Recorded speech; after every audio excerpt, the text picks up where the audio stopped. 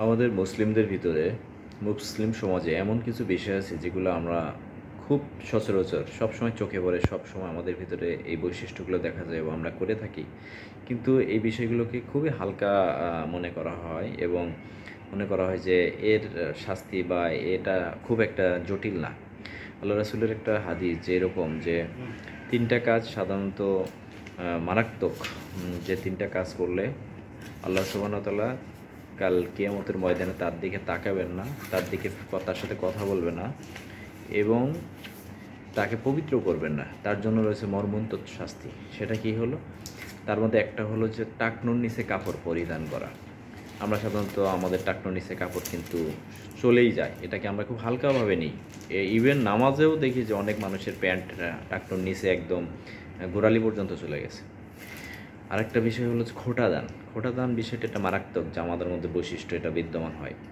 আপনি কাউকে ভালোবেসে কোনো কিছু দিয়েছেন বা দান করেছেন, সামান্য মনোমালিন্য বা কোনো কারণে হয়েছে, আপনি দেখা যাবে যে 10 জন মানুষের কাছে আপনি সেটা জাহির করে বলে বেড়াচ্ছেন, কিংবা যে লোকটাকে দিয়েছেন সুযোগ বুঝে একসময় তাকেই চরম তুলোধনো করে তাকেই সেই যে দিয়েছিলেন সেটা জাহির করে তাকে ভর্ৎসনা করতেছেন।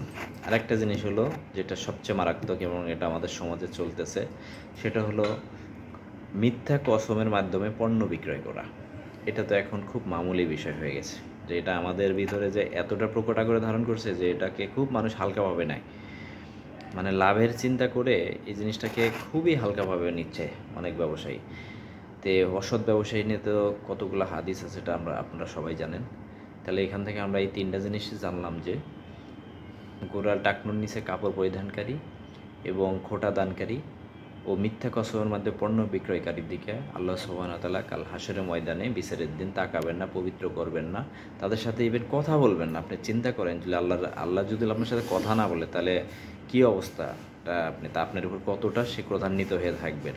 তাদের জন্যই রয়েছে এই মর্মন্তুদ শাস্তি। আল্লাহ আমাদেরকে হেফাজত করুক, আমিন।